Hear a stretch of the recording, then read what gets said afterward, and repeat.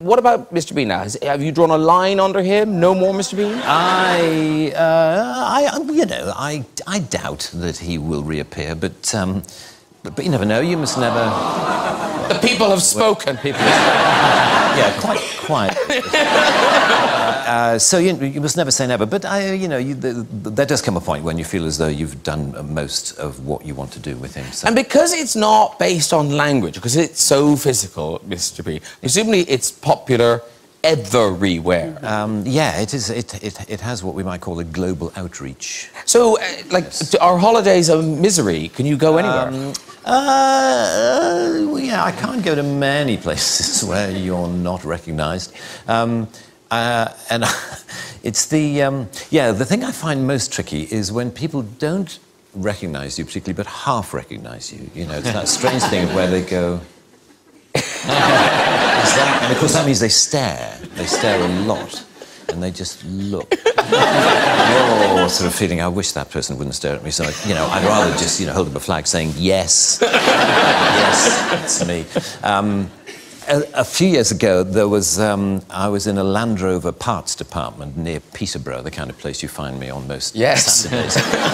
And we're waiting for car parts. And car parts, guys hang around a lot because, to get a part, the guy has to go half a mile to the back of the warehouse and then come back again, and he brings it back.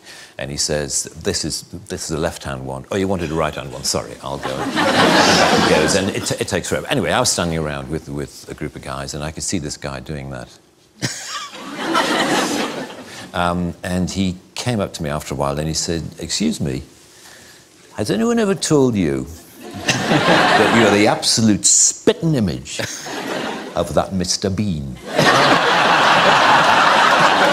And I said, "Well, actually, I am the actor who plays Mr. Bean." And he said,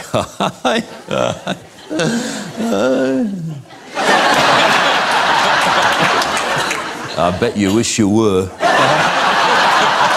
And there followed this bizarre conversation in which the more I tried to claim that I was the person whom he thought I merely resembled, the less he believed me. So but what was funny was how close he thought I was to he said the resemblance is uncanny. Have you ever thought of doing any look-alike work, like stag nights and hen nights? You can go along as Mr. Bean. And I said, "No, I haven't." He said, "Because you can make an absolute fortune."